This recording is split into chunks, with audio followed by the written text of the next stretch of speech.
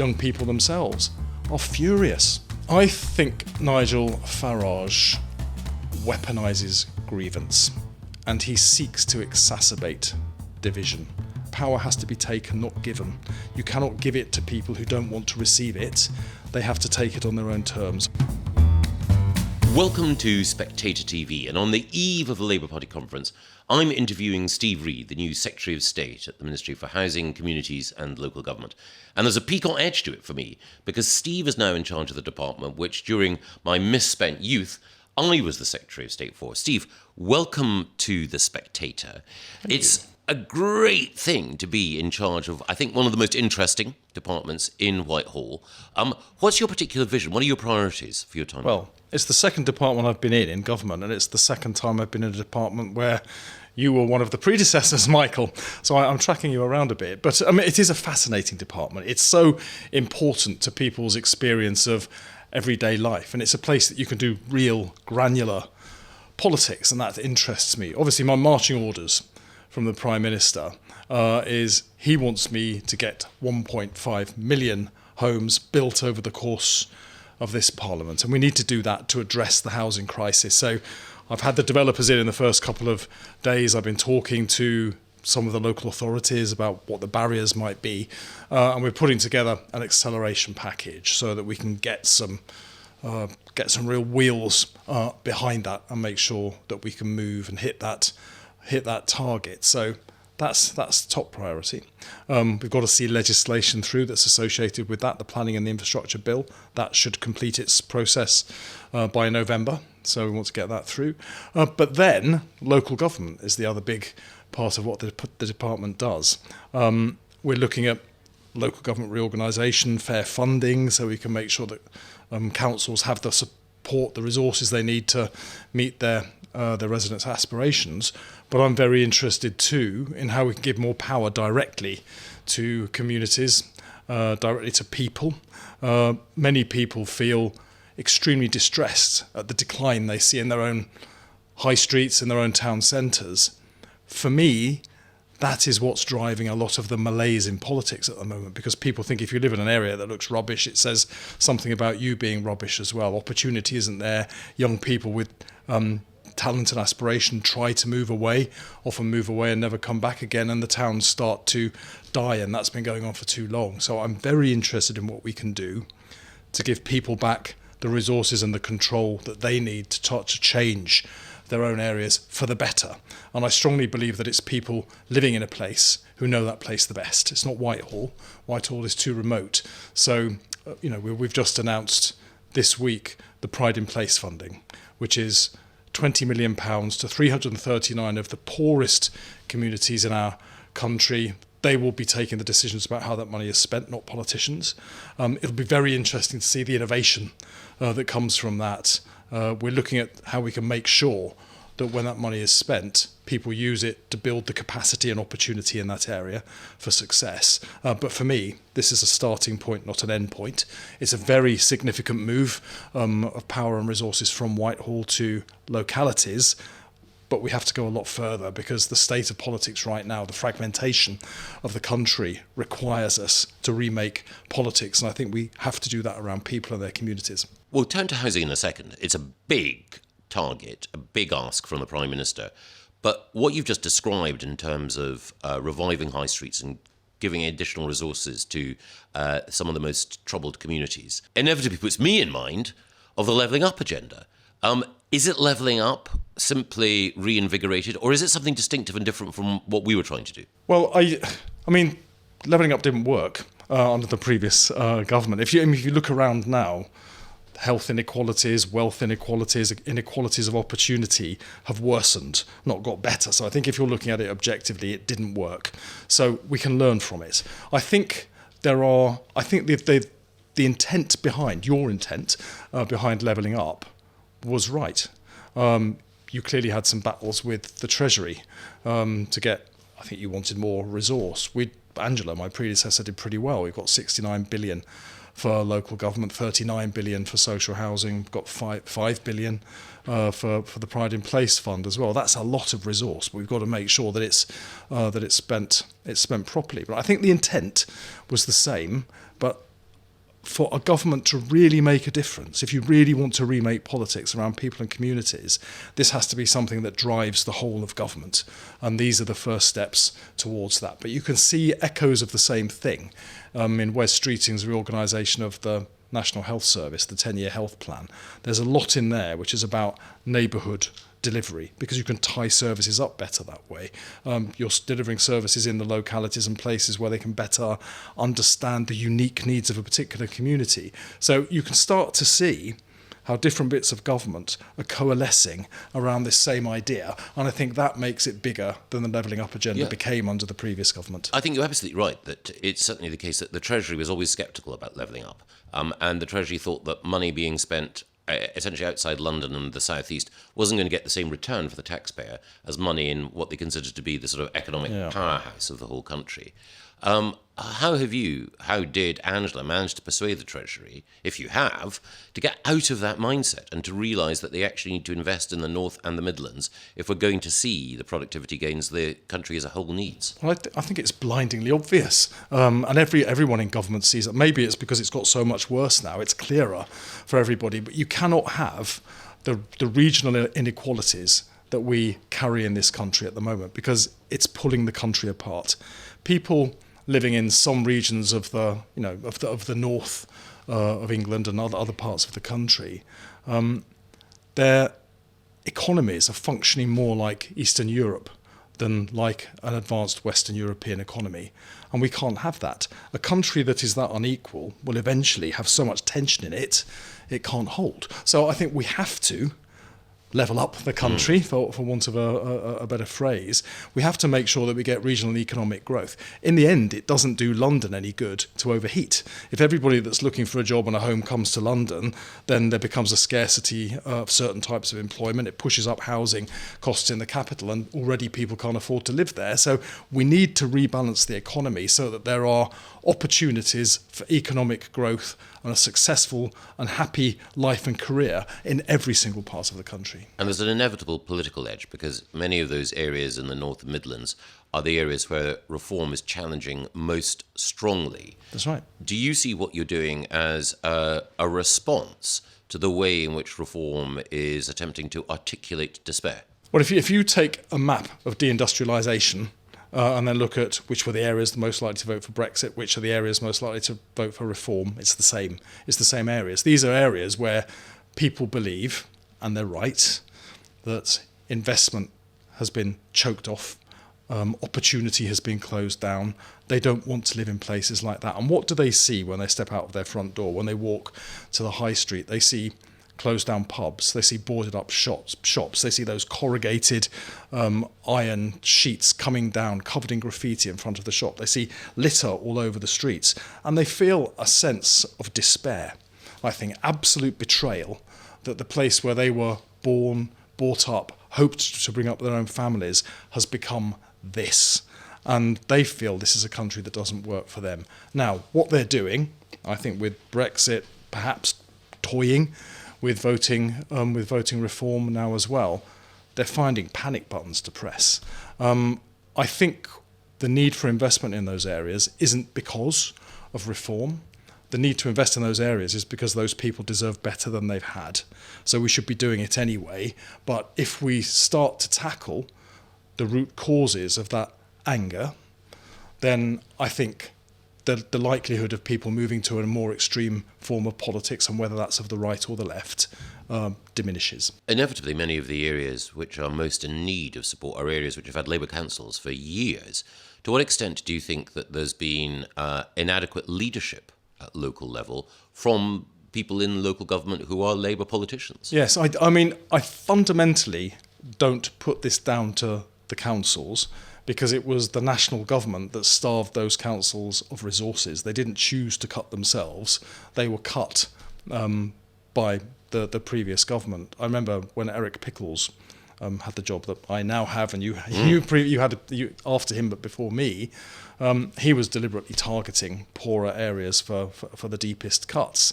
And that exacerbated the problem. He then tried to devolve the blame for what he'd done by blaming those councils. It wasn't that. But I do think there's a germ of an idea in your question, which is that we do need better civic leadership across the piece. Now, if you starve an area of talent, if you deny investment and there are so few opportunities that people move away, there's a bit of a brain drain effect going on.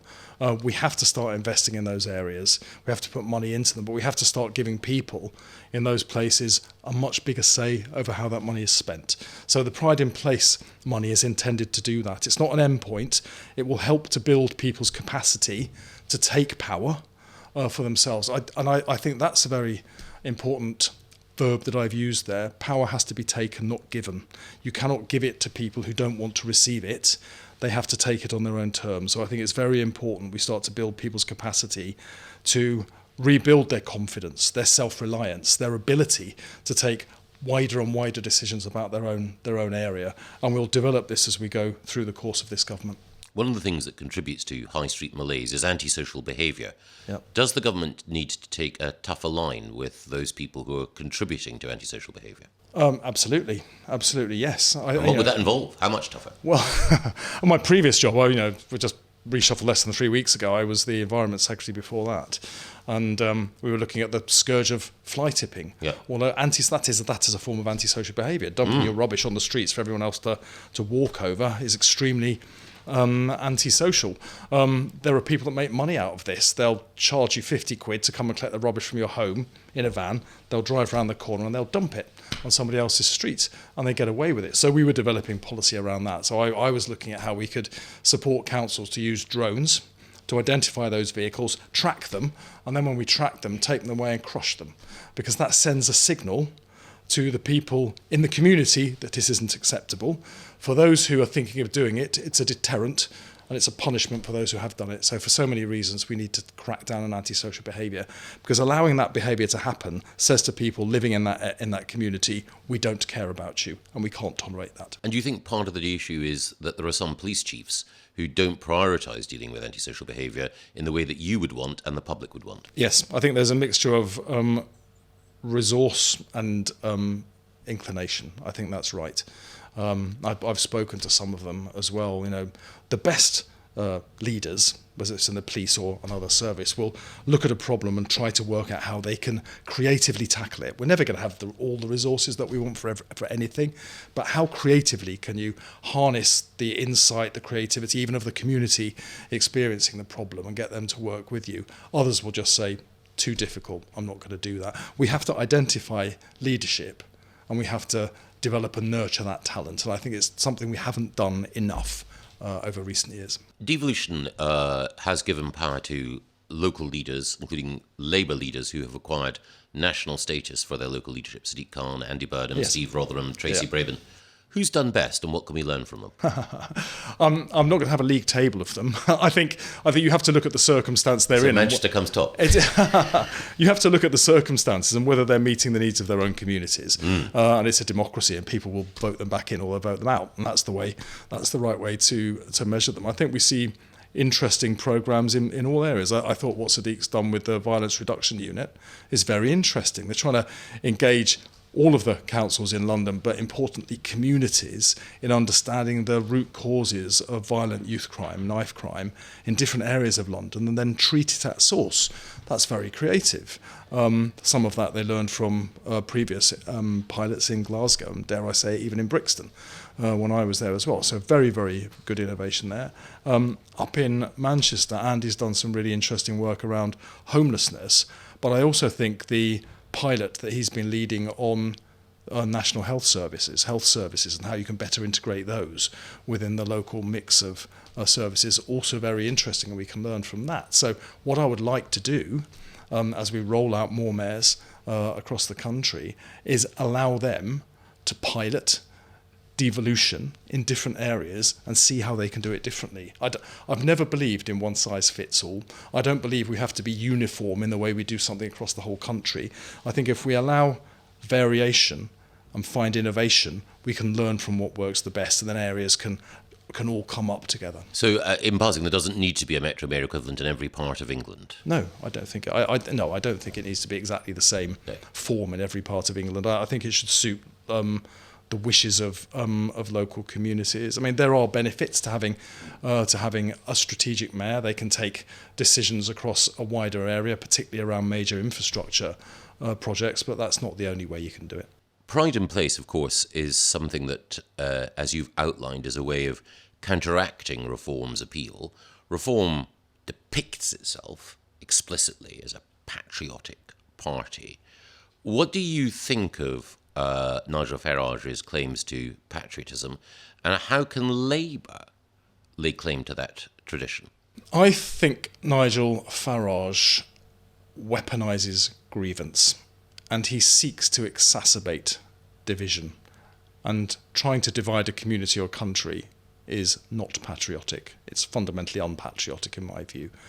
You make a mistake if you blame those with the grievance for that, because I think the grievances are absolutely legitimate, and too many people haven't had a hearing for far too long in our political system. It's one of the reasons why I think we need to devolve and localise politics so that people's voices get heard at the level at which a difference can be made. But what can Labour do differently? Well, part of it is that remaking of politics. But I think we haven't focused enough on the politics of place.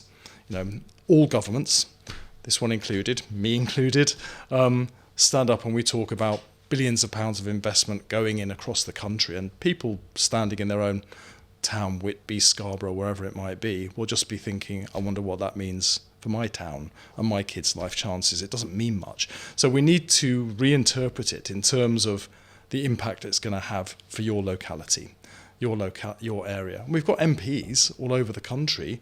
They're the ideal point of communication. They've been elected to represent a constituency.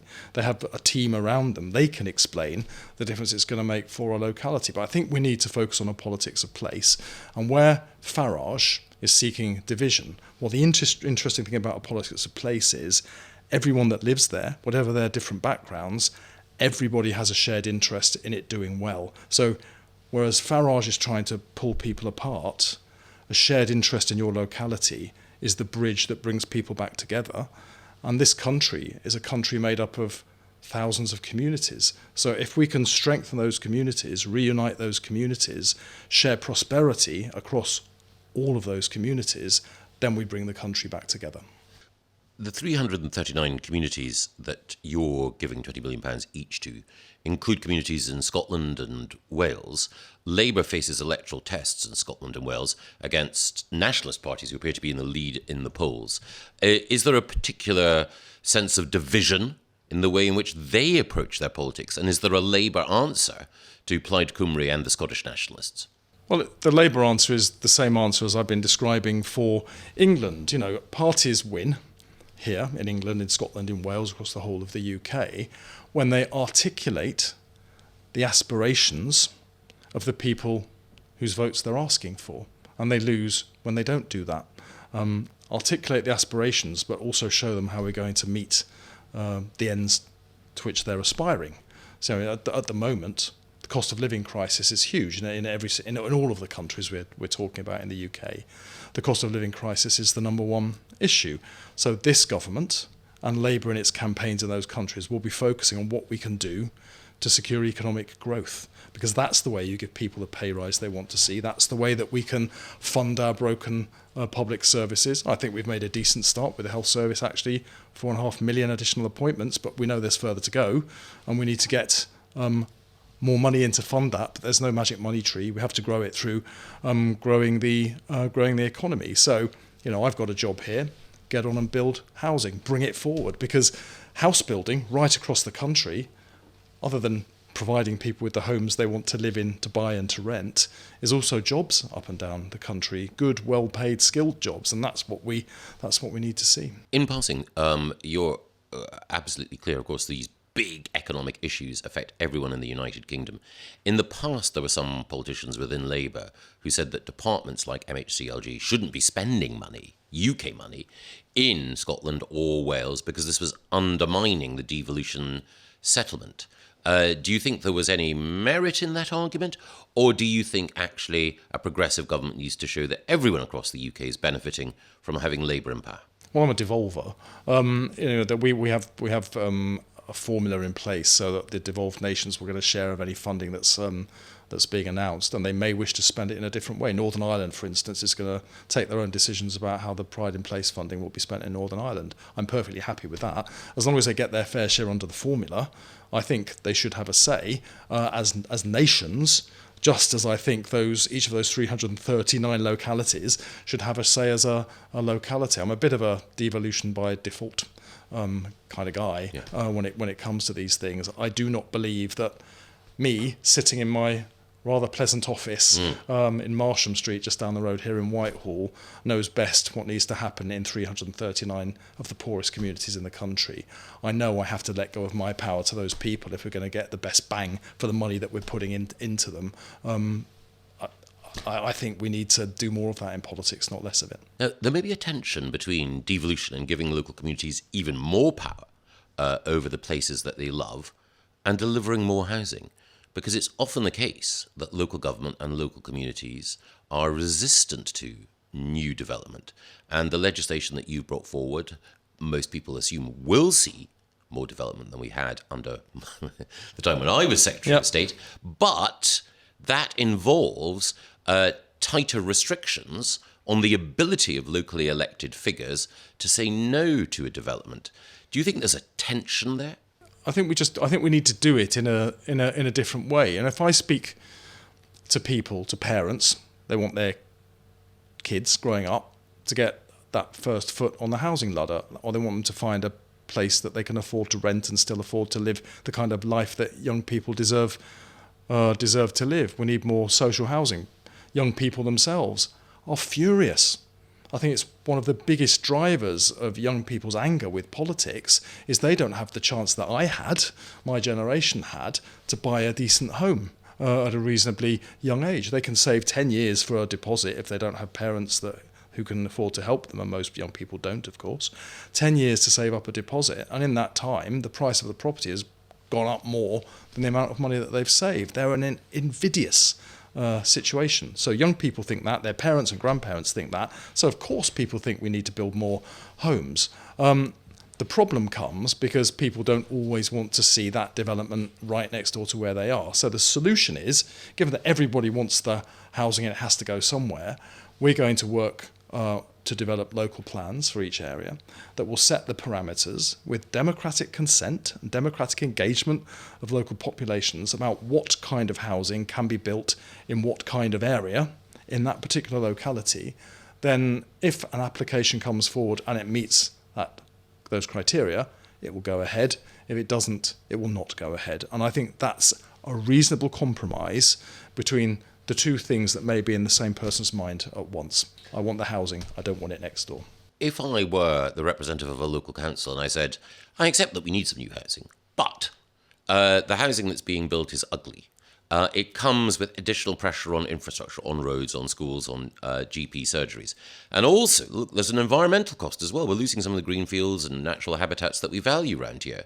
What can you do to make me and the community I represent feel better? Yeah, I think those are all legitimate and reasonable concerns, by the way, and I would have them in the area where I live as well, so I completely understand that. The local plan will allow people to decide on what kind of building can go up. You know, there's this issue of beauty. Buildings should be beautiful. We all agree. We all agree that buildings should be subjectively beautiful. But my view of beautiful might be different to yours or somebody living in a different part of the country. So I'd rather they define it for themselves rather than anybody sitting in Whitehall. When it comes to nature and the environment, very important. You know, the job I was just in, we've focused a lot on how we can help nature to recover. We're one of the most nature-depleted countries on earth. And yet when you speak to British people about what makes them proud about this country, it is the glory of our countryside. You know, you recognise it when you're flying in from abroad. You know it's Britain because of the little patchwork of fields that you see underneath, and you feel a bit of a swelling pride when you see that. So of course we have to protect it. So what we're asking developers to do, you don't protect nature bat by bat. You protect it by asking the developers to pay into a fund, and we've set up the Nature Restoration Fund, and that money will then be spent by Natural England to help nature recover across whole landscapes where you can do it at scale. So that way you can gain more than you lose by building the homes that we need to live in. So I think we can get to a win-win. We don't have to have a decline in nature and a decline in the economy. We had both over the last 10 years. We can get to a point where we're supporting nature to recover and building the homes and gigafactories and data centres and all the rest of it that this country needs to prosper. The last government was very keen to significantly expand Cambridge, and this government's talked about new towns overall. Can we expect really significant developments either in Cambridge or with these new towns? Yes, absolutely. I mean, the government is absolutely committed, and we'll be making announcements over the weekend of Labour Party conference about new towns. That is something to look forward to. I think we absolutely have to do that in order to meet our aspirations to grow the economy, not just over the lifetime of a parliament. We need to be looking for the long term.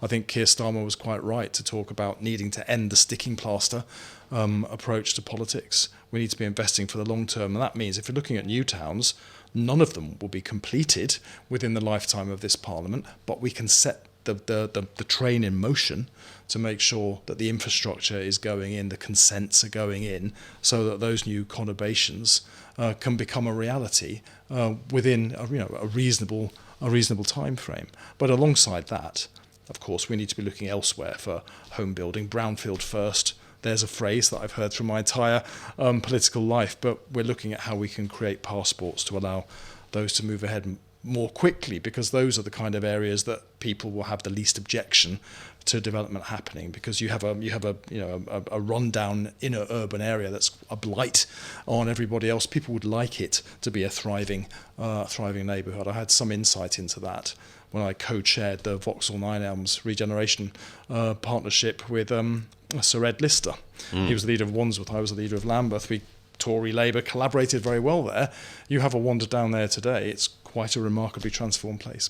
You've always been an advocate for more housing, but also when the Tories came forward with proposals when I was in government, you were critical of an early proposal from Robert Jenrick, said it was a developer's charter. Yes. Now that you're in office, how have you found the developers? Are they doing what they should when it comes to, in particular, dealing with building safety post-Grenfell? Are they doing what they should in making sure that they build out some of the planning permissions that they've got stacked up? Yeah. Well, my objections to what Robert Jenrick was proposing was that there was not any say for local communities in it. I think if you don't have democratic consent in the way that I envisage around a local plan, then people are just going to be feeling we have no control of our local area. It's exactly the same problem as we were talking about earlier with the Pride in Place funding to let people take control of their declining town centres. Disempowerment equals They want despair. some control. So that was my problem with it. As to the developers, well, I was co-chairing the single biggest regeneration programme in Europe. 20,000 new homes, I think, we got built while I was the leader of Lambeth Council. I suspect there aren't many other MPs in Parliament that could point to quite that much development. So I know a lot of the developers. And when I called them into my now office, your former office, 3 or 4 days after I was appointed, a lot of them were the same people. They're businesses. They make money by building homes. They don't want their money tied up on land that they're not going to develop. They need the cash flow. That's how they pay their employees. So there are barriers because of the way that regulation has just grown and grown and grown, holding them back. There are new costs associated with some of that, and the cost of materials has gone up globally for a number of reasons as well. So if you want the housing to go ahead, we have to get some of these unnecessary, I'm afraid, regulations out of the way, and we need to look at what we can do to bring down the unit cost of building those homes so they can build homes that people can afford to buy.